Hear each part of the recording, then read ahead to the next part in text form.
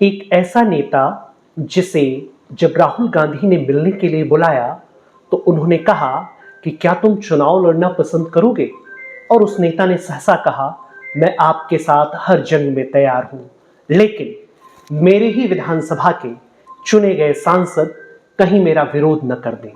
लेकिन राहुल गांधी ने उनसे कहा, आप जाओ चुनाव लड़ो, न केवल चुनाव लड़ो बल्कि अपनी आम आवाम के लिए संघर्ष करो, विजयी बनो और विजयी बन करके कांग्रेस के एक कर्मठ सिपाही के रूप में काम करो।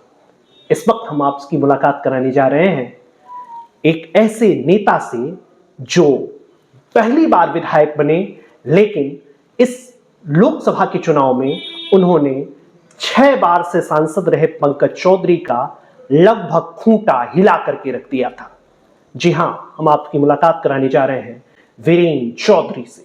वीरेंद्र चौधरी एक नाम, पहचान, और वह पहचान जो किसानी से उठा और किसानी से उठ करके इंजीनियरिंग की और इंजीनियरिंग के बाद अब राजनीति में सक्रिय है। वीरेंद्र जी, कार्यक्रम में आपका बहुत बहुत स्वागत। बहुत बहुत धन्यवाद जी, गुरु जी। वीरेंद्र जी, जब आप राजनीति में अब तो आ गए हैं, लोकसभा से बात करते हैं।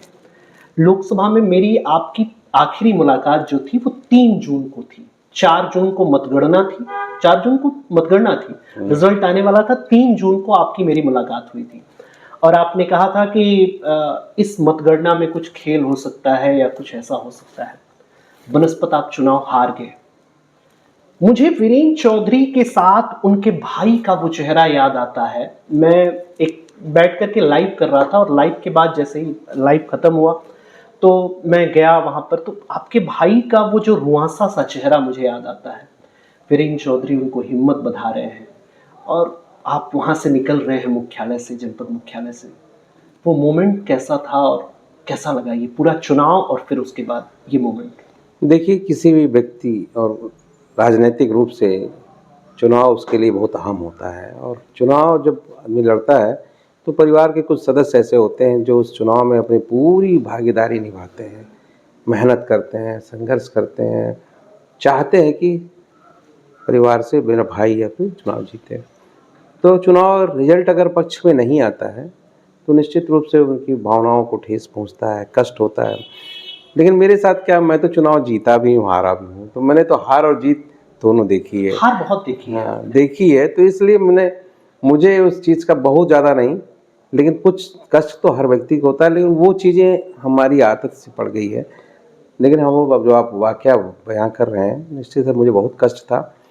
कष्ट इसलिए था कि ये चुनाव निश्चित अभी रूप मैंने से जब जिक्र किया आपकी आंखों में वो दिख भी रहा है कि वो कष्ट है। चुनाव निश्चित रूप से जीता हुआ चुनाव था, और मुझे कभी भी नहीं लगा डे फर्स्ट जब मैं चुनाव लड़ने आया, जब मेरी पार्टी ने मुझे चुनाव लड़ने के लिए अधिकृत किया, डे फर्स्ट से जब मैं महाराजगंज की धरती पर निकला तो मुझे लगा नहीं कि इस बार यहाँ चुनाव मैं हारूंगा। क्योंकि मुझे जहाँ भी जाता था, जिस क्षेत्र में जाते थे, चाहे वो गांव हो, चाहे वो अध्यापकों का ग्रुप हो, चाहे वो वकीलों का ग्रुप हो, चाहे वो जिस तरह के व्यापारियों का ग्रुप हो, कहीं भी मुझे यह विरोधाभास नहीं नजर आता था। हर लोगों की चाहत थी कि इस बार महाराजगंज की शक्ल बदलनी है, और चूंकि मैं यहाँ का रहने वाला निवासी और यहाँ का नागरिक हूँ, इस जनपद का रहने वाला हूँ, इसलिए लोगों ने मुझे चाहा कि इस बार यहाँ का व्यक्ति और इस जिले का आदमी चुनाव जीत जाए, ऐसी भावना मुझे नजर आती थी। जब आप ये कहते हैं जिले का रहने वाला हो, तो 6 बार एक व्यक्ति चुनाव जीता है, और आपने मेरे से एक इंटरव्यू के दौरान कहा कि वो तो पड़ोसी मुल्क से आते हैं, क्या है क्या नहीं है, वो सारी चीज़ें अलग हैं। उस पर पंकज चौधरी कहते हैं कि मैं 6 बार से, मैं 1991 से राजनीति कर रहा हूँ और 1991 से मैं राजनीति में आया, और अब मुझे मेरे सामने आने वाला कोई व्यक्ति राजनीति सिखाएगा। क्या कहना चाहेंगे? देखिए, मेरा मकसद उनको राजनीति सिखाना नहीं है, लेकिन जो सच्चाई है उसको उजागर करना मेरा।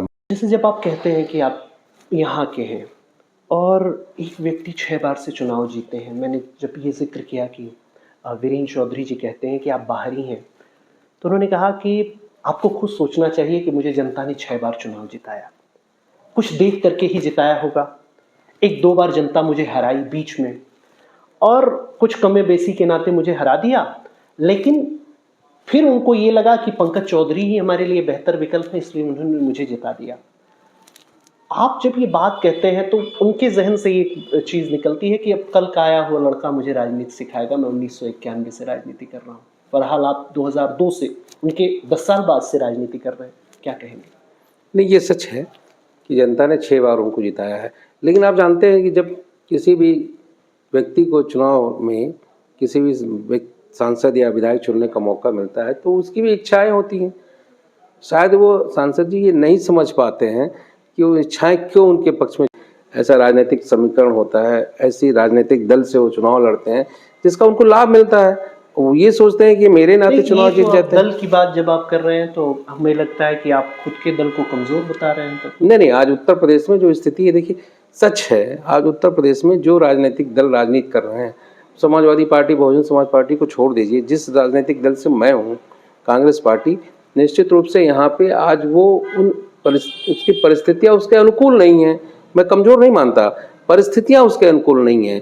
जो यहाँ का माहौल है, जो यहाँ की जो स्थितियाँ हैं, जो जिस तरह का माहौल बना दिया गया है, समाज में एक वातावरण बना दिया गया है, वो भारतीय जनता पार्टी के अनुकूल है, इसलिए उनको वोट मिलता है। अब वो ये समझते हैं कि वो उनकी बहुत बड़ी, उसमें बहुत बड़ा रोल है, तो वो तो समझ में आ गया होगा इस चुनाव में कि क्या परिस्थितियां होती हैं, कैसे वोट मिलता है। फरिंदा में जब आप पहली बार चुनाव जीते हैं, फरिंदा के लोगों से आप मिले, अभी आपने कहा कि वकीलों का जिक्र आपने किया कि वकील लोग चाहते थे। मुझे एक दृश्य याद आता है, मैं इंटरव्यू करने के लिए गया था, आपने वो इंटरव्यू देखा भी था, आपके लोगों ने मेरे से जिक्र भी किया। तो जब मैं इंटरव्यू करके निकल रहा था तो वहाँ मैं कुछ लोगों से उनकी राय जान रहा था। मुझे सर ये नहीं मालूम था, हकीकत में बता रहा हूँ कि मुझे नहीं मालूम था कि वो लोग वकील हैं कि कौन है कौन है। मैं माइक लगाता गया, सवाल पूछते गया। उसमें चंद लोगों का ये ख्याल था कि अभी उनको एमपी का इलेक्शन नहीं लड़ना चाहिए था। अभी तो हम लोगों ने किस तरीके से उनको एमएलए बनाया है, और एमएलए बनाने के बाद अभी उनका परफॉर्मेंस दिखा नहीं, 2 साल एमएलए बने हुआ है, तब तक वो एमपी के चुनाव में लड़ गए। क्या वीरेंद्र चौधरी एमपी लड़ना नहीं चाहते थे और उनको जबरन एमपी के चुनाव में धकेल दिया गया? नहीं, ऐसी बात नहीं है। देखिए, मैं एमपी लड़ना नहीं चाहता तो ये नहीं कहा जा सकता है, क्योंकि मुझे यहाँ पे एमपी लड़ने की इच्छा अभी नहीं हुई थी।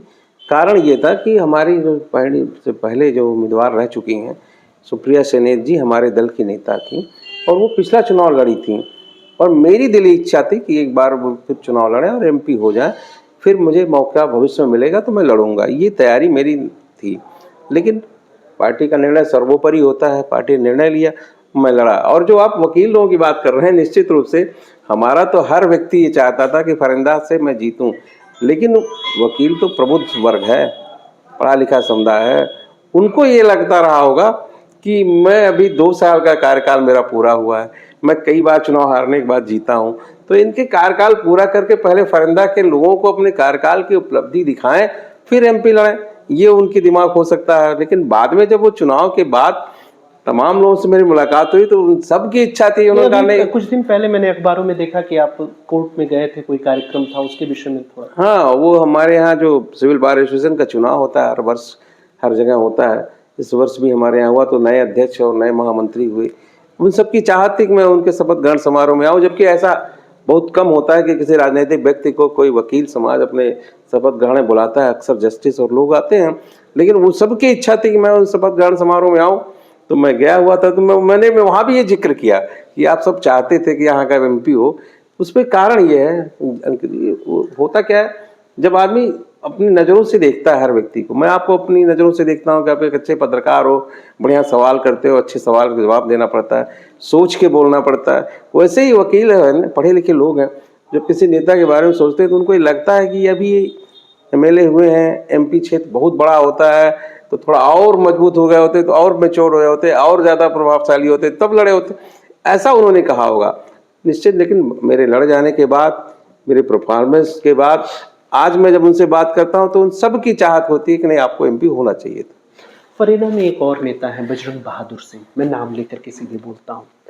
बजरंग बहादुर सिंह से जब मैंने सवाल किया तो उन्होंने कहा कि देखिए, वो आप एक अच्छे पत्रकार हैं और आप राजनीति को बड़ी अच्छी तरीके से जानते हैं, वो एक्सीडेंटल एमएलए हैं, एमपी का इलेक्शन लड़ा दिया उनको जनता ने, उनकी पार्टी ने, लेकिन जनता उनको स्वीकार नहीं कर रही है बनस्पत इसके कि आप फरीदा से अच्छी लीड पा करके जीते। आपकी लीड सबसे ज़्यादा कमज़ोर अगर कहीं हुई तो वो सिसवा में कमज़ोर हुई। पनियरा में आप थोड़ी लीड से आप चुनाव हार गए। सदर में बिल्कुल आप जीतते जीतते हार गए और नौतनवा में थोड़ा कम रहा। बजरंग बहादुर सिंह का ये कहना कि आप एक्सीडेंटल एमएलए हैं, क्या कहना चाहेंगे? देखिए, आप अच्छे पत्रकार हैं, जवाब से ही आप समझ जाते हैं कि लोगों की समझ क्या है। आप समझ गए होंगे उनकी समझ क्या है। समझ यही है ना, आप देखो, अगर फरंदा की जनता हमें नहीं एक्सेप्ट करती, फरंदा के लोग मुझे नहीं एक्सेप्ट करते, तो तमाम विरोध के बाद, तमाम पंकज चौधरी जी के जो अन्य तरीके राजनीति में होते हैं वोट लेने के, उसके बावजूद भी अगर पिछले बार मुझे 86-87 हज़ार वोट विधानसभा में मिला था, इस बार 16 से 18 हज़ार वोट मुझे ज़्यादा मिले हैं। तो ये क्या दर्शाता है? समथिंग 1 लाख 1,05,000 को छूट मिला है, 15,000 की बढ़त थी इस विधानसभा में। तो ये क्या दर्शाता है कि जनता में मेरी लोकप्रियता बढ़ी है, लोगों की चाहत बढ़ी है कि घटी है? अगर उनके इसके बाद भी समझ में नहीं आता है, अगर भाई जिस नेता का आप नाम ले रहे हैं उनको अभी भी नहीं समझ में आ रहा, तो भगवान करे वो मुगालते में ऐसे जीते रहे। नौतनवा में 2 लोगों ने आपका सपोर्ट किया। मुझे याद है वो रात में तकरीबन 10 बजे वो पहला एक्सक्लूसिव इंटरव्यू मैंने ही किया था जब दिग्विजय सिंह जी आए थे। उसके बाद हम लोग कोल्हुई में एक प्रधान जी के घर गए, वहाँ पर भोजन वगैरह हुआ। वहाँ एक व्यक्ति दिखाई दिए, नाम कुंवर कौशल सिंह मुन्ना। उसके बाद अगले दिन जनसभा हुई और जनसभा में भी मुन्ना सिंह जी ने खूब दहाड़ा और अपनी बात रखी। उसके बाद कहा जाता है कि अखिलेश यादव जी की जनसभा में मुन्ना सिंह जी इसलिए नहीं गए क्योंकि अमन मणि त्रिपाठी का साथ था। अमन मणि त्रिपाठी से जब हमारी बात हुई तो उन्होंने आपके साथ ही कहीं कोर्ट में ही हम लोग मिले थे शायद, तो उन्होंने कहा कि मैं कांग्रेस पार्टी का सदस्य हूं, इसलिए मैंने वीरेंद्र चौधरी का साथ लिया है। क्या मुन्ना सिंह और अमन मणि को एक साथ एक पाले में खड़ा कर देना वीरेंद्र चौधरी के लिए नौतनवा में घातक सिद्ध हो गया? देखिए, बड़ा कठिन सवाल है मेरे लिए। मैं इस पे देखिए एक चीज़ तो मानता हूँ कि ये बहुत ही एक ऐसी घड़ी थी उस समय कि मेरे लिए जीवन में एक बहुत बड़ी परीक्षा थी। परीक्षा इसलिए मैं कह रहा हूँ कि किसी भी दो ध्रुव, राजनीति के दो ध्रुव जो राजनीति में एक दूसरे के हमेशा खिलाफ में रखते हों, उन दोनों को एक साथ ले आना मंच पे, ये मैं प्रयास किया और मैं उसमें सफलता भी मैंने पाई कि दोनों लोग मेरे साथ प्रचार में लगे। लेकिन उसका जो तीसरा पहलू बनता है, जो भी आपने चर्चा किया कि क्या उससे नुकसान या फ़ायदा होता है, तो मैं मानता हूँ राजनीति में हर चीज़ का नुकसान भी होता है, फ़ायदा भी होता है। मैंने तो अपनी तरफ से पूरा प्रयास किया क्योंकि वो हमारे समझौते पार्टी के थे, जिस पार्टी से हम लड़े थे। आज दोनों के संबंध आपके साथ कैसे हैं? दोनों के संबंध मेरे साथ अच्छे हैं। आज की तारीख में भी अमन जी से भी मेरी बात हो जाती है, मुन्ना सिंह भी अक्सर कभी मिल जाते हैं, सलाम हो जाती है, फ़ोन पे भी कभी कभी बात हो जाया करती है, कार्यक्रमों में भी कभी कभी मिल जाते हैं हमको आमने सामने। तो हमारे उसी तरह संबंध बने हुए जैसे पहले बने हुए थे, कहीं संबंधों में कोई कमी नहीं है। हाँ, राजनीति में जो आपने कहा कि नफ़ा नुकसान, तो वो मैंने कभी सोचा नहीं था कि दोनों का आने से नफ़ा होगा कि नुकसान होगा। मैंने उस पर ध्यान भी नहीं दिया। तो मैं जानता था कि मेरी छवि खुद ही इतनी बेहतर है, मेरे बगल की विधानसभा है, अगर ये लोग सहयोग कर देंगे तो मेरी अच्छी बढ़त हो जाएगी। प्रयास किया गया, हो सकता है उसमें कुछ कमी आई हो।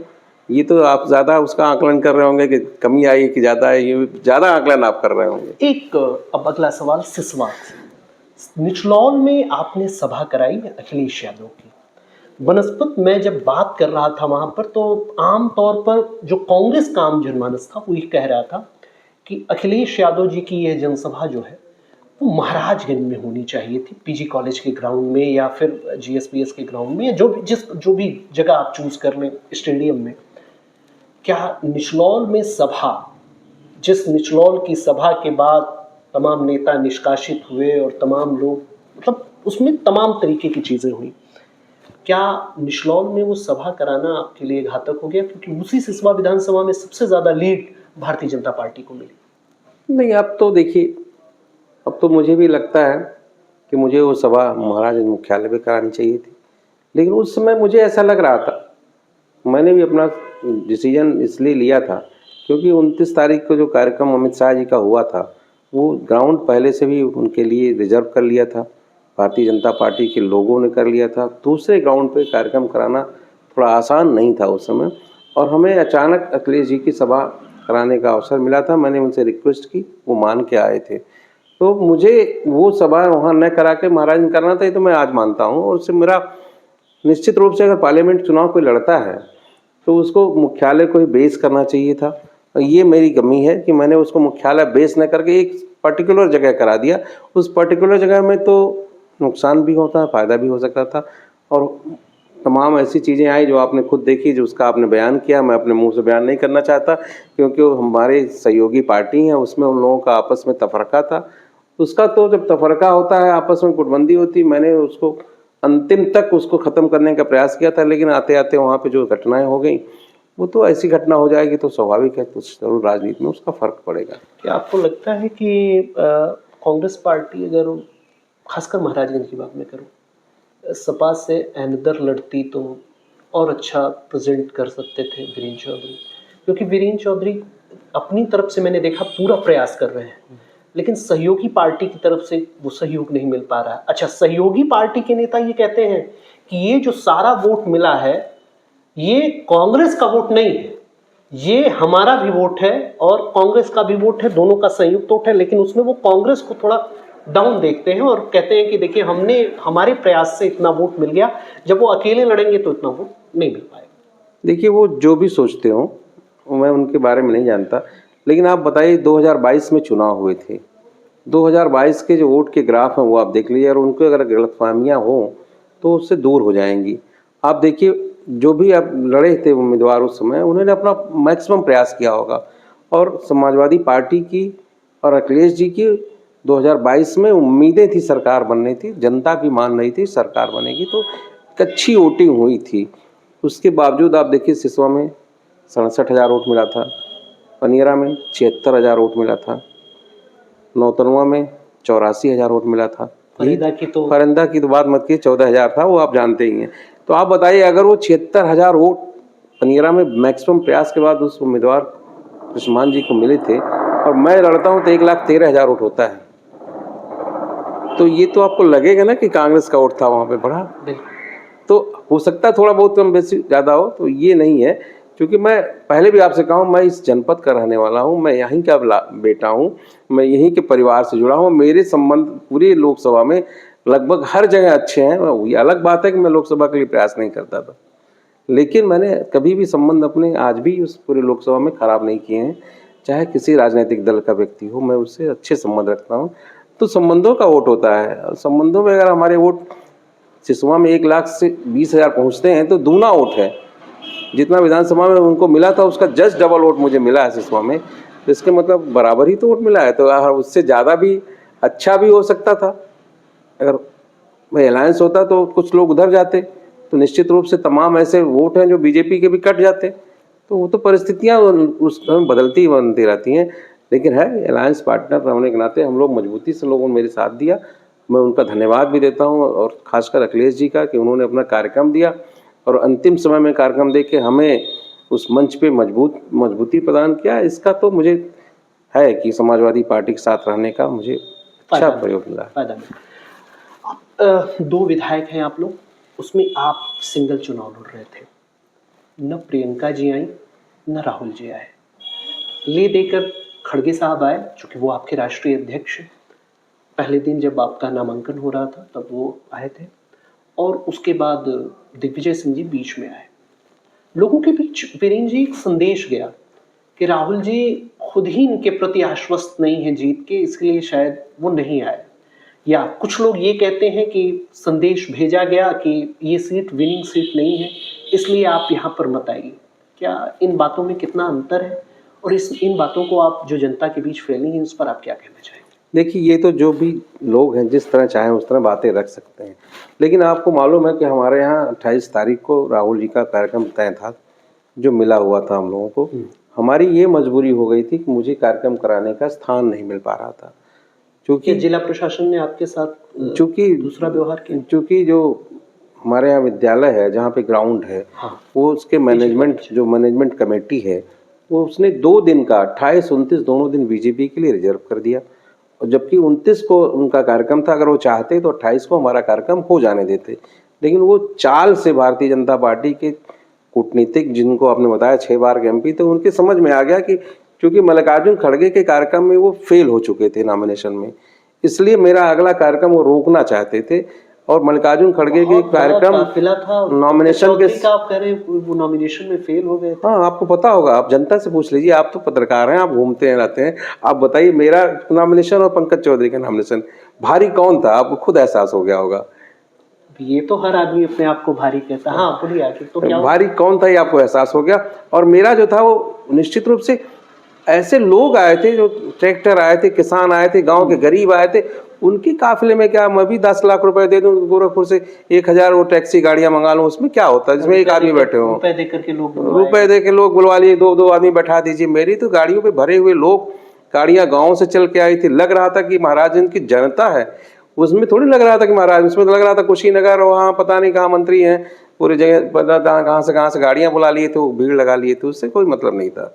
निश्चित रूप से हमारा नॉमिनेशन में हमारे 3-3 हेलीकॉप्टर, हमारे राष्ट्रीय अध्यक्ष आए, शिवपाल यादव जी आए, सारे कुछ थे, उनके नॉमिनेशन में कौन आया था?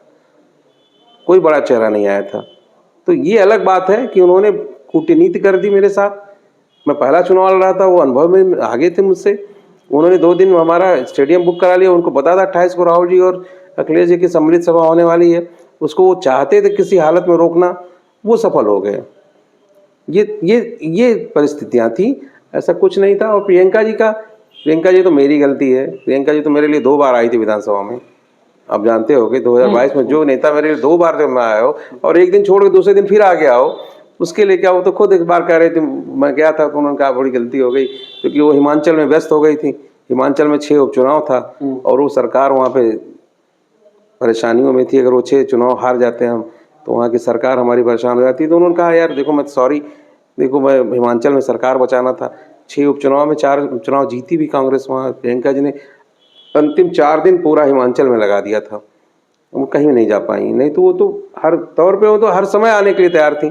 25 तारीख को उन्होंने कार्यक्रम दे दिया, तो मैंने ही मना किया, दीदी अभी मत आइए, अभी थोड़ा राजनबी, मैं 2 दिन पहले ही खड़गे जी कार्यक्रम से निवृत्त हुआ हूँ, थोड़ा और आगे बढ़ा दीजिए। तो फिर उनके लिए मजबूरी हो गई, हिमाचल चुनाव में चली गई। राहुल जी को प्रशासन ने आने नहीं दिया। प्रशासन का मैं दोस्त तो कम, लेकिन जो कुटिल राजनीति के जो 6000 के, उनका खेल पूरा हो गया उसमें, और मैं उस खेल में पिछड़ गया। वो कुटिल राजनीति आप तो आप कह सकते हैं। जब मैं जनता के बीच से घूम रहा था चुनाव के बाद, तो मैंने कुछ जनता से राय लिया। तो जनता से मैंने पूछा कि भाई वीरेंद्र चौधरी का आप बहुत नाम ले रहे थे, आप लोग ये कह रहे थे कि इस बार बहुत लहर है, ये है वो है, कई जगहों पे उन लोगों ने एक चीज़ कही सर, कि कहा कि लास्ट का जो 3-4 दिन था, जब, अब मैं उस चीज़ को दूसरी बात सामने कहूँगा, कि जब सिस्टम तैयार किया जाता है लोगों को जोड़ने के लिए, उस समय वीरेंद्र चौधरी गायब हो गए थे। उस समय कई बूथों पर, मैं सच की बयानी कर रहा हूँ कि कई बूथों पर, जैसे पनियरा में जंगल जिस साइड में जाया जाता है, कुछ ऐसे गांव है जहां बूथों पर आपके एजेंट नदारत थे, बस्ता पहुंच नहीं पाया था, कई जगहों पर बस्ता गया ही नहीं। ऐसे समय में वीरेंद्र चौधरी ने क्या खुद को ये मान लिया था कि मैं एमपी हो चुका हूं, अब बस्ता पहुंचे न पहुंचे आम जनमानस उसी तरह मुझे वोट कर रहा है? नहीं, ऐसा नहीं था जी। सबसे बड़ी बात थी कि हम लोग के साथ पहली बार चुनाव लड़ने के साथ, मेरे साथ, मैंने जो अपना अनुभव बता रहा हूँ मैं आपको, अनुभव जो है वो मुझसे अपनी मिस्टेक्स हुई, जो गलतियाँ मैं मानता हूँ। मैंने अंतिम दिन 30 तारीख को सभा कराई। 30 तारीख को सभा होने के नाते हमने सारा फोकस सभा पे कर दिया। भीड़ जुटाना भी जरूरी था, आप जानते हो भीड़ हल्की होती है तो लोग हल्का मान लेते हैं। और नो डाउट अखिलेश की सभा इतनी बड़ी सभा थी कि अमित शाह की 4-5 गुना थी, इसमें कहीं कोई दो राय नहीं है। लेकिन अब 30 तारीख को उस सभा में फोकस करने के नाते 30 का दिन हमारा बीत गया। मेरे पास खाली 31 और 1 दिन बचा। पहली तारीख को वोटिंग थी और 31 को हम लोग बहुत प्रयास करते रहे, जबकि मैंने तो 2-2 बूथ कमेटी बनाई थी। मेरे तो 2-2 पैकेट गए हुए थे। आप कई जगह आप जाकर देखोगे, कांग्रेस का बस्ता अलग गया था, समाजवादी का अलग गया था, कई जगहों पे पहुंचा भी नहीं। इसलिए कि जब 30 तारीख का समापन हुआ, सभा के बाद हम लोग घर आए तो रात में जल्दी बस्ता तैयार करके 31 की सुबह लेके लोग शुरू किए बांटना। और 31 रात तक बहुत जगह हो सकता है कार्यकर्ता नहीं पहुंच पाए, लेकिन बस्ता बना था। वो टाइमिंग की शेड्यूल जो था वो हमने अपना करा। हमें 29 तक सभा हर हाल में करा लेनी चाहिए थी। चुनाव वोटिंग से 2 दिन पहले का समय निश्चित रूप से जो आप कह रहे हो सेटिंग का मतलब कि बस्ता पहुंचाने का होता है, वो हम उसमें 1 दिन पीछे हो गए, उसका नुकसान हमें झेलना पड़ा।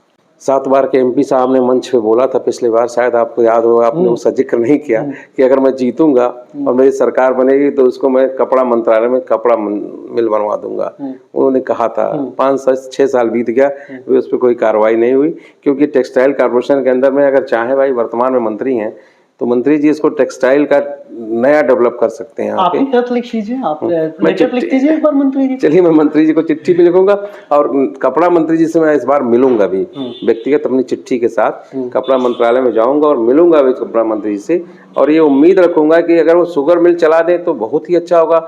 मेरे जैसे किसान परिवारों का भला हो जाएगा, तमाम किसान परिवारों। अब बात करते हैं विधानसभा की। इस बार के विधानसभा सत्र में अतुल प्रधान नेता है समाजवादी पार्टी के, मार्शलों से उठा करके बाहर करवा दिया गया। अब मैं शब्द का इस्तेमाल नहीं करूंगा। विपक्ष और सत्ता पक्ष के बीच ये जो संघर्ष चल रहा है, मैंने देखा वीरेंद्र चौधरी जी बैठे हैं, और वीरेंद्र चौधरी, मैं विधानसभा की सर लाइव स्ट्रीमिंग देखने का आदी हूँ। मैं जब आपकी तरफ कैमरा गया तो मैंने देखा कि जब उनको फेंका जा रहा था, उनको बाहर किया जा रहा था, तो आप ऐसे करके ऐसे देख रहे थे बार बार।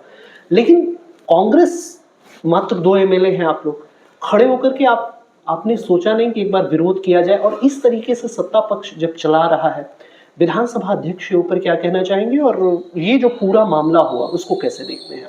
देखिए, उस दिन जिस दिन आप कह रहे हैं मार्शल फेंका गया, हम लोग विधानसभा से निकल रहे थे। हाँ। निकल क्यों रहे थे कि हमारा धरना प्रदर्शन लगा हुआ था उस दिन, पार्टी की तरफ से विधानसभा का घेराव था। हम लोग गैलरी से निकल चुके थे। बाद में मुझे आने के बाद पता चला कि मार्शल के साथ ये कार्रवाई हो गई। उसके पहले जब भी ऐसा कोई वाक्य आता है, आप देखिएगा तो हम लोग खड़े होकर विरोध करते हैं। ऐसा नहीं कि हम बैठ के उसको देखते रहें। अभी डॉक्टर अम्बेडकर जी को जो अमित शाह जी ने जो शब्द रखे थे, अभी मैं आ रहा हूँ सवाल पे, उस पर हम लोग साथ खड़े थे समाजवादी पार्टी का। आपने फोटो देखा हो, क्लिप लेके मैं खड़ा हूँ। लेकिन इस मार्शल वाली कार्रवाई में हम लोग थोड़ा सा दिलमसी हुए, क्योंकि हमें उस दिन धरना प्रदर्शन के लिए बाहर जाना था और अपनी पार्टी कार्यालय तक जाने का प्रयास कर रहे थे। जाने भी नहीं दिया प्रशासन ने, रोक के हमें अस्थायी जेल पहुंचा दिया। हमारे दोनों विधायकों को हम भी देखे, आपने वो भी वीडियो देखा होगा कि हम दोनों लोग साथ अस्थायी जेल भेज दिए गए। शाम को छोड़े गए जब तक विधानसभा कार्रवाई खत्म हो चुकी थी, और उसी दौरान ये वाकया हुआ था। इसलिए हम पूरी घटना को मैंने उस पर जा भी नहीं पा रहे हैं कि क्या क्या हुआ था। वो मैंने वीडियो फुटेज देखी बाद में, मनोज पांडे जी से उनकी कुछ तकरार हुई। हाँ, राज्यसभा में अमित शाह जी ने एक बात कही, अंबेडकर अंबेडकर अंबेडकर अंबेडकर। ये तो केवल एक राम नाम जपना जैसे वो कहानी होती है, तो ये नाम जपने के आदी हो गए हैं विपक्ष के लोग। और इतना अगर भगवान का नाम लेते तो कुछ और कल्याण हो जाता है इन लोगों का, स्वर्ग हो जाता है। हाँ, स्वर्ग हो जाता है। इसी पर अब मैं आता हूं, इसी पर हमारे मीडिया के कुछ साथियों ने केंद्रीय वित्त राज्य मंत्री पंकज चौधरी जी का इंटरव्यू किया। वो उनके चैनल पे पड़ा भी हुआ है, उनके पेज पे आप देख सकते हैं, दिखवा सकते हैं, दिखवा सकते हैं। देखा नहीं हमने। तो उन्होंने उसको कहा कि वो बात को घुमा रहे हैं विपक्ष वाले, और उसको गलत तरीके से तोड़ मरोड़ करके पेश किया गया। मंत्री जी इस तरीके की बात कह रहे हैं, क्या कहते हैं आप? पहले तो हंसी आती है इस बात पे। अरे मंत्री जी को ऐसा करना नहीं चाहिए। कोई चैनल का इंटरव्यू थोड़ी ना जो आप तोड़ मरोड़ के रख रहे हैं। ये तो उनका बयान राज्यसभा में दिया गया है, और राज्यसभा की हर एक बात, लोकसभा की हर एक बात, विधानसभा की हर एक बात ऑन रिकॉर्डेड होती है। मंत्री जी को भी पता होगा कि वो ऑन रिकॉर्डेड है, जब चाहे तो निकाल के देख लें उसको। उस पर तोड़ मरोड़ के क्या, इससे मतलब उनका राज्यसभा ही तोड़ मरोड़ रहा है, यानी वो सरकार ही तोड़ मरोड़ के पेश की है। अगर आप ये आपने देखा कि नहीं देखा उस बयान को? मैंने देखा ना, तो वो राज्यसभा में बोल रहे हैं ना, कहीं चैनल इंटरव्यू में तो नहीं बोल रहे हैं ना। तो राज्यसभा में बोलने के समय तो, विधानसभा में बोलने के समय तो पूरी रिकॉर्डिंग होती है, ऑन लाइव प्रचारण होता है उसका। अब मैं क्यों कह रहा हूं कि अमित शाह जी ने कहा, बाद के चुनावों में देखा गया सर, पहले कानून मंत्री वो बने, हालांकि आप उसी विचारधारा से निकल करके कांग्रेस में आए हैं। आप अंबेडकर और काशीराम की विचारधारा से निकले हुए नेता हैं। आपने देखा होगा और आपने गहन अध्ययन किया होगा, उन्हीं अंबेडकर जी को चुनाव हराने के लिए दो बार कांग्रेस ने प्रयास किया। दोनों बार वह किस तरीके से चुनाव जीते वो वही जानते हैं। दूसरा, इसमें कहीं से भी आरएसएस भी ऐसा नहीं है कि मैं आरएसएस को खुली छूट दे रहा हूं। 1949 की बात है, मैं तो राजनीति का अच्छा विद्यार्थी रहा हूं। 1949 की बात है, आरएसएस के लोगों ने उनकी राष्ट्रीय स्वयंसेवक संघ ने एक शव यात्रा निकाल दी थी जब हिंदू मैरिज एक्ट को लेकर के उन्होंने जो संविधान में लिखा हुआ था। कांग्रेस और बीजेपी दोनों अंबेडकर को पहले तो नकार चुकी है, लेकिन अब अंबेडकर को अपनाना चाहती है, चाहे वो कांग्रेस हो या बीजेपी हो। कांग्रेस भी कार्यक्रम कर रही है। इस बार तो आपने बाकायदा, आपके नेता ने, राहुल जी ने संविधान उठा करके पूरे चुनाव में पूरा प्रचार किया और इतनी सीटें जीते। क्या आपको लगता है कि अंबेडकर का अब यूज किया जा रहा है? नहीं, देखिए आपकी बात से मैं इसलिए कहूँ, मैं तो उस विचारधारा से निकल के आया हूँ, मैं तो वहाँ से आया हूँ, मैंने अंबेडकर के बारे में पढ़ा भी है, बहुत कुछ मैं अंबेडकर के बारे में जानता भी हूँ। और ये आपके बातों से मैं सहमत नहीं हूँ कि कांग्रेस भी अंबेडकर को अपमान करती थी। कांग्रेस ने ही अंबेडकर को कानून मंत्री भी बनाया था। उसके बाद चुनाव हरवाने का भी प्रयास किया। देखिए, चुनाव हरवाना अलग बात। देखिए, वो चुनाव लड़े दूसरे पार्टी से, कांग्रेस का उम्मीदवार था, तो कांग्रेस अपने उम्मीदवार के पक्ष में प्रचार करे थे। उन्हीं के प्यारों को या उनके कुछ करीबी को चुनाव लड़वाया, कैंडिडेट बनाया और कैंडिडेट बना दिया गया था। तो देखिए, हर राजनीतिक दल अपनी राजनीति के लिए अपने दल का प्रचार करता है। तो अम्बेडकर को हरवाना उनका मकसद नहीं था, अपने उम्मीदवार को जिताना उनका मकसद था। अम्बेडकर जी लड़े, अलग बात है कि वहाँ की जनता ने कांग्रेस को ज़्यादा पसंद किया और अंबेडकर जी की पार्टी से, जो पैंथर पार्टी है उसमें लड़ते थे, उसको वोट नहीं मिला। तो ये आरोप आप कांग्रेस को नहीं लगा सकते कि उन्होंने हरवाया। अरे भाई, हम लड़ रहे हैं और आप लड़ रहे हैं, आप भाजपा से लड़ रहे हैं, मैं कांग्रेस से लड़ रहा हूँ, तो मेरी पार्टी का नेता तो मुझे जिताने आएगा ना, बिल्कुल, आपको तो नहीं जिताएगा। तो वहाँ उस पर नहीं, लेकिन ये मैं बड़े बेबाकी से कह सकता हूँ कि अंबेडकर जी को अगर कांग्रेस ने ही कानून मंत्री बनाया था और उनको कानून बनाने का पूरा जिम्मा अगर पंडित जवाहरलाल नेहरू ने दिया था, उसके साथ साथ संविधान समिति के जब राजेंद्र जी प्रसाद जी अध्यक्ष हुआ करते थे और वो राष्ट्रपति बन गए, तो जो अध्यक्ष बनने का समय आया तो कांग्रेस के लोगों ने ही उनको संविधान समिति का अध्यक्ष बनाया था।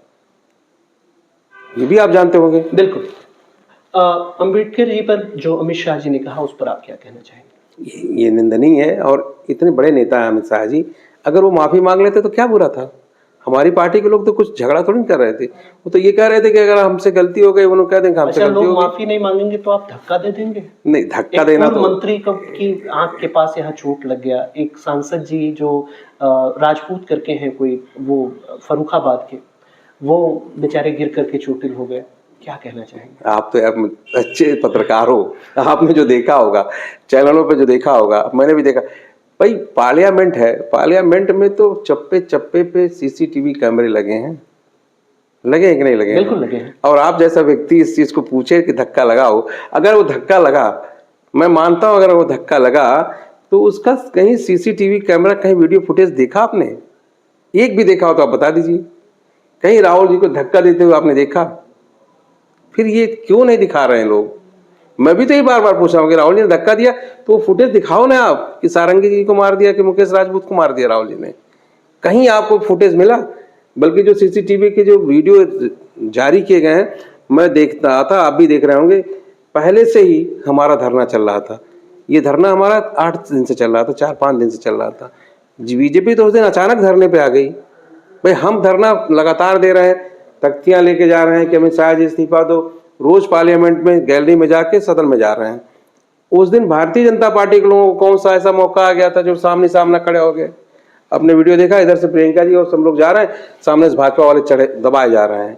तो वो उनकी खुद मनसा खराब थी, वो रोक रहे थे लोगों को।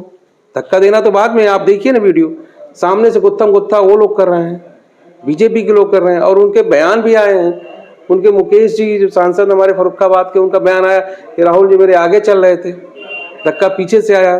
तो पीछे से कोई धक्का मारता है कि आगे से मारता है, आप बताइए? ये तो सिर्फ एक भटकाने का तरीका था। भारतीय जनता पार्टी अमित शाह के बयान में उलझ गई थी और उस बयान का सफाई देना छोड़ के उन्होंने एक ऐसा चुन लिया जो हंसी के पात्र बन गया। आज देखिए ना, हर वीडियो पे देखिए, मैं तो अभी सोशल मीडिया देखता हूँ, अभी एक आदमी सर पे पट्टी बांधे खड़ा कर, मैं सारंगी हूँ। तो कहा ये कहाँ से पटलाल लगा लिया? उसने कहा ये मुझसे कहा गया है। किसने कहा? प्रधान सेवक ने कहा कि जाओ पट्टी बांध के घूमो। और आप बताइए आज कहाँ है सारंगी? देखा आपने कहीं चैनलों पे? नहीं। उनकी फोटो आ रही है 4-5 दिन से। खाली 3 दिन तक उनकी फोटो पट्टी लगा के थी, आईसीयू में थे, उसके बाद बाहर हो गए। मैं तो 4 दिन से तलाश रहा हूँ सारंगी जी कहाँ है। यानी बीजेपी की ये साजिश है। पूरा ड्रामा है, पूरा दिखता है ड्रामा है एकदम बिल्कुल। और ये मैं नहीं कह रहा हूँ, ये आम जनमानस कह रहा है कि ड्रामा बनाया गया। कल आप सिसवा विधानसभा के गांव में थे, संयोग की बात थी कि मैं भी वहां पर मौजूद था, आपने मुझे बाद में देखा। आप एक जिक्र कर रहे थे और उस जिक्र करते करते एक नाम लिया आपने कि मैं एक धनपशु के खिलाफ चुनाव लड़ रहा था। एक मंत्री को इस तरीके से धनपशु कहना क्या जायज था? ये आप मेरे अल्फाज तो आपने कह दिए कि मैं धनपशु कह रहा था। ये मेरे शब्द नहीं, ये पूरे महाराजगंज के शब्द हैं। महाराजगंज का बच्चा बच्चा पंकज चौधरी को पैसे वाला मानता है, धनपशु मानता है। आम नेता नहीं मानता। नहीं, नेता नहीं मानता। नेता मानता तो मैं तो आज भी चैलेंज करता हूं और आपके माध्यम से चैलेंज करता हूं। मैं तो एक बार मंत्री से भी कहा था कि मंत्री जी आप अपने आप को, भले आप 6 बार MP हो गए हो, अगर आपको अभी चंद मिनटों में 1 घंटे के अंदर आपको अगर लोगों की जरूरत पड़े तो बिना पैसा के आपके 5 आदमी नहीं आएंगे। पैसा नहीं खर्च करोगे सांसद जी तो 5 आदमी आपके लिए रोड पे नहीं खड़े होंगे। बिना पैसा लिए उनके साथ कौन चलता है बता दीजिए? हमें बता दीजिए, 1 घंटा समय दीजिए, अगर 100 फोन मिलाऊंगा तो 1000 लोग सड़क पे खड़े अपने जेल पानी से आ जाएंगे। ये अंतर होता है। सारे लोग पैसा लेकर के आते हैं। ये उनकी, अब उनसे पूछिए, वो खुद बता देंगे उनके साथ कौन लोग हैं। उनके साथ रहने वाले लोगों की अपेक्षाएं सिर्फ पैसे से जुड़ी है। वोट लोग ये कहते हैं कि हम पैसे के नाते देते हैं। जिला पंचायत अध्यक्ष पैसे के दे देते हैं। एक ठप्पा लगा हुआ उनके ऊपर पैसा देने का कि सबको पैसा देते हैं। सबको पैसा देकर के वो अपने यहाँ बुलाते हैं। भाई वो धनपशु है, क्या कर सकते हैं? यही ना करेंगे। आप बताओ ना, जिला पंचायत की 30 माने मुझे ख्याल है 1995 से 30 साल हो गया। एक बार सीट अनुसूचित आई थी और एक बार प्रभुदयाल चौहान हुए थे, वो भी उन्हीं के लोग थे। वो भी उन्हीं के थे। तो पैसे का ही तो वो है, खेल है। क्या खेल है बताओ ना? जैसे ही जिला पंचायत चुनाव होता है, पंकज चौधरी के लोग पैसा लेके लोगों को खोजना शुरू कर देते हैं कि चलो, तो अगर कोई विरोधी अगर खड़ा होने की हिम्मत भी करता है, भाई हमारा क्षेत्र पिछड़ा क्षेत्र है, गरीबों का क्षेत्र है, किसानों का क्षेत्र है, इतना पैसा किसी के पास है नहीं। अगर वो 2 लाख देगा, हिम्मत जुटा के सोचता मैं 2 लाख पे जिला पंचायत लड़ूंगा, 2-2 लाख दे के चुनाव लड़ूंगा, तो ये 10-10 लाख का ऑफर कर देते हैं। भले देते नहीं है, ऑफर कर देते हैं, जिससे आदमी भाग जाता है। तो वो धनपशु का धप्पा तो उनके ऊपर सदियों से लगा है, 30 साल से लगा हुआ, आज से थोड़ी लगा है। चलते चलते मात्र 2 साल और कार्यकाल बचा हुआ है। अगर साथियों ये वीडियो आप 2024 में देख रहे हैं तो दिसंबर के अंतिम सप्ताह में हम हैं और कल ये महीना खत्म हो जाएगा। और अगर आप ये वीडियो जनवरी में देख रहे हैं तो आप 2025 में देख रहे हैं। सर 2025 और 26, 27 में तो 10 मार्च तक परिणाम आ जाता है।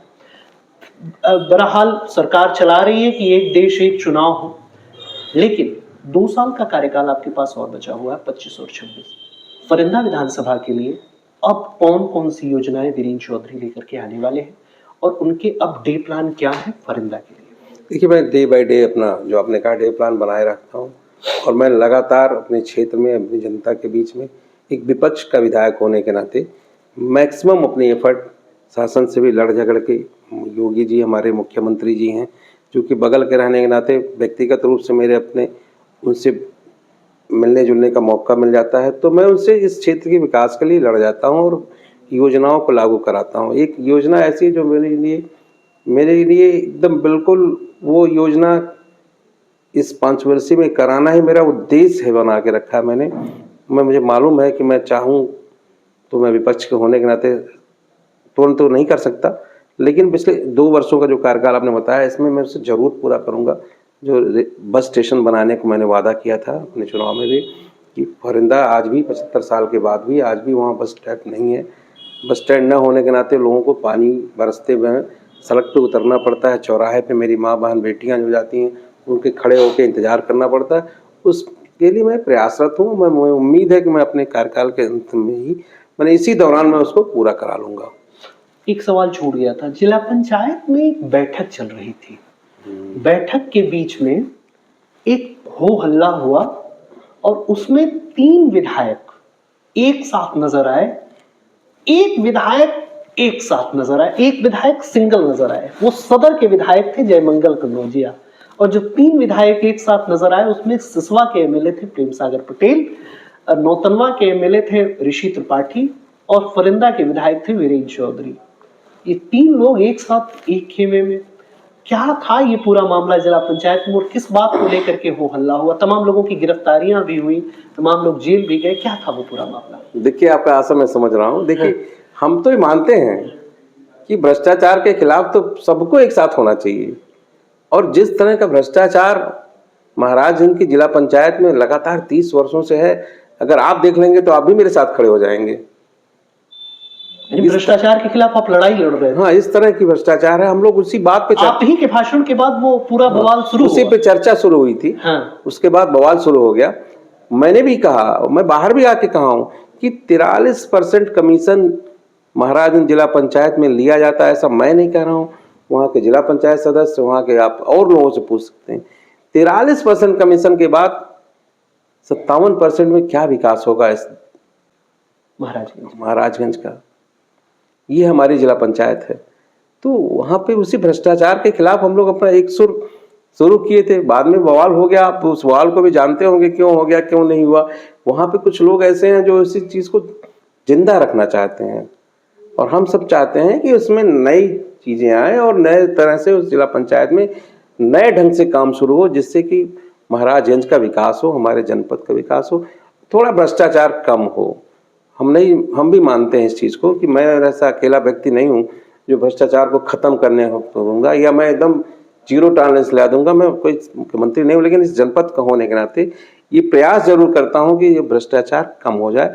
हमारे विधानसभा में आपने देखा भी होगा, उस चीज़ पे मैंने बहुत अंकुश लगा रखा है, और मैं खुद कभी भी इस तरह की चीज़ों में लिप्त नहीं हूँ। ऐसा जैसा आपको सुनाई पड़ता भी होगा। आप अलग अलग क्षेत्रों में भी जा रहे हैं।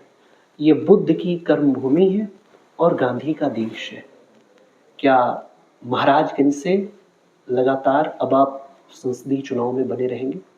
निश्चित रूप से जनता का जो प्यार मिला है, 5,58,600 कुछ वोट मिला है मुझे।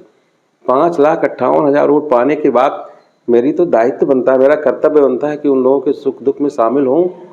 तो यही प्रयास मैं कर रहा हूँ कि हर क्षेत्र में उन लोगों के बीच पहुँचूँ, उनके सुख दुख में शामिल हूँ, उनकी समस्याओं के लेकर लड़ूँ, उनकी समस्याओं के साथ डीएम एसपी से प्रशासन से मिलूँ, उनकी मदद करूँ। उसमें आपने मुझे कल देखा होगा क्षेत्र में, और उससे पहले भी मैं कई विधानसभाओं में जा रहा हूँ।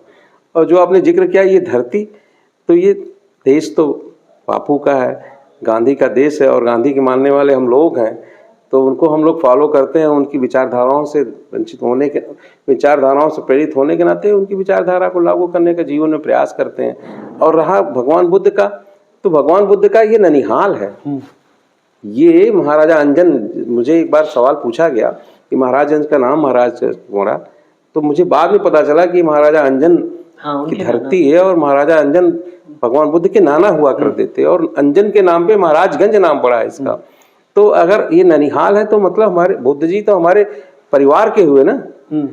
इस धरती पे हम लोग भी पैदा हुए हैं, धरती पे बुद्ध के ननिहाल नहीं, उनकी माँ पैदा हुई है, उनके नाना पैदा हुए हैं, तो हमारी भी धरती है। तो हम लोग बुद्ध के वंशज मान के इस क्षेत्र का विकास चाहते हैं और बुद्ध को मानते हैं। इसीलिए बुद्ध, देखिए आप मेरे सामने बुद्ध जी की प्रतिमा, मेरे इस कमरे में जहाँ मैं बैठता हूँ, मेरे पीछे बुद्ध जी की वो प्रतिमा है, जिससे मुझे लगता है कि बहुत सीख मिलती है, उनका आशीर्वाद मेरे सर पे हमेशा रहता है। इसलिए मैं बुद्ध जी को यहाँ पे रखता हूँ और गांधी जी विचारों पर प्रेरित रहता हूँ। क्या भविष्य में दल बदलेंगे वीरेंद्र चौधरी, या कांग्रेस में ही बने रहेंगे? ऐसा सवाल मत करिए। मेरा तो बस ये, आपकी पार्टी के खांटी कांग्रेसी नेता लोग चले गए बीजेपी में, और लोग कहते हैं कि अभी वो लोग जो लोग बोलते हैं वो लोग कहते हैं कि अभी तुम अमित शाह जी की ही बात मैं करूं तो वो कहते हैं अभी 50 साल और गवर्नमेंट चलेगी, ये है वो है। तो इस तरीके की बातें। देखिए, अमित शाह की बात तो 400 पार भी थी। वो 50 साल की बात कर रहे हैं, 400 पार की बात करते थे। 240 पर सिमट गए, और वो भी बेईमानी ना हुए तो शायद 200 भी नहीं हो पाते। तमाम सीटों पे बेईमानियां हुई, 200 पहुंच गए। और इस समय देखिए मेरे साथ तो ये है ना, मैं जिस पार्टी में हूँ, निश्चित रूप से वो पार्टी आज 130 साल पुरानी पार्टी है, और वो पार्टी आज़ादी की लड़ाई लड़ी है। उन्होंने देश में अंग्रेजों को भगाया है। हमने तो उन अंग्रेजों से लड़ाई लड़ी यार। ये भारतीय जनता पार्टी के आरएसएस के लोग, इनसे लड़ना कोई कठिन नहीं है। ये भी जल्दी भाग जाएंगे, बहुत दूर नहीं है। वो दिन देखिएगा आप कि फिर कांग्रेस की सरकार होगी। और मैं कांग्रेस क्यों छोड़ूं? मैं तो गांधी जी की विचारधारा से हूँ। मुझे तो मेरे पारिवारिक रूप से कांग्रेस मिला है। मेरे पिताजी कांग्रेस के मानने वाले लोग थे, किसान थे, खेती बाड़ी करते थे, लेकिन हमेशा कांग्रेस की जिक्र करते थे, हमेशा गांधी नेहरू परिवार की तारीफ करते थे। तो मैं तो उस खानदान से हूँ जहाँ पहले से गांधी और नेहरू का परिवार रहा है। चलिए, क्या वन नेशन वन इलेक्शन जो सरकार लेकर के आ रही है उस पर क्या कहना चाहेंगे? देखिए, वन नेशन वन इलेक्शन निश्चित रूप से अभी तो मैं नहीं मानता कि सरकार की उसके प्रति क्या ईमानदारी हुई है कि बेईमानी हुई तैयारियां है। लोग कह रहे हैं कि अंदरूनी चल रही हैं और वो कर रहे होंगे, लेकिन जब वो 4 विधानसभा चुनाव एक साथ नहीं करा पा रहे हैं। अभी हमारे यहाँ 9 उपचुनाव और हुआ आपको 2 सीटें सपा दे रही है, उस पर आप चुनाव लड़ा नहीं पा रहे अभी हैं। 9 चुनाव में 8 करा के 1 नहीं करा पाया, अभी मिल्कीपुर बाकी रह गया। ये लोग दम भर रहे हैं पूरे देश में एक साथ चुनाव कराने का। उनकी नियत ही नहीं साफ है। मुझे नहीं लगता है कि उनकी नियत साफ है। मतलब जो लोग 9 चुनाव एक साथ नहीं करा पाए, तो वो पूरे देश का चुनाव नहीं करा पाएंगे। कैसे? वो तो कांग्रेस ही करा सकती थी। अगर वन नेशन वन इलेक्शन होता है तो उसमें हाँ, अगर वन नेशन वन इलेक्शन मान लीजिए वीरेंद्र जी लागू हो जाए तो आपको लगता है चुनाव 29 में होगा? नहीं, तो चुनाव मान लीजिए जब लड़ेंगे तो कौन सा इलेक्शन लड़ना आप प्रेफर करेंगे, पसंद करेंगे? क्या विधानसभा लड़ना चाहेंगे या एमपी? जैसा जो तैयारी कर रहे हैं 2029 में ही लोकसभा चुनाव होना है जी। वो उत्तर प्रदेश विधानसभा को 2 साल बढ़ा सकते हैं। तो 29 में चुनाव होगा तो स्वाभाविक है मुझे पार्लियामेंट लड़ना है 29 में। आपको पार्लियामेंट लड़ना है? निश्चित पार्लियामेंट लड़ेंगे 29 में। चलिए, हार्दिक शुभकामनाओं के साथ बहुत बहुत धन्यवाद। थैंक तो यू। ये थे हमारे साथ वीरेंद्र चौधरी, जिनका कहना है कि मैं आम जनता के बीच बना हुआ हूं और आम जनता के बीच बना रहूंगा। कैसी लगी हमारी आपकी बातचीत जरूर बताएं। द पब्लिक कनेक्शन के लिए अंकित मणि त्रिपाठी।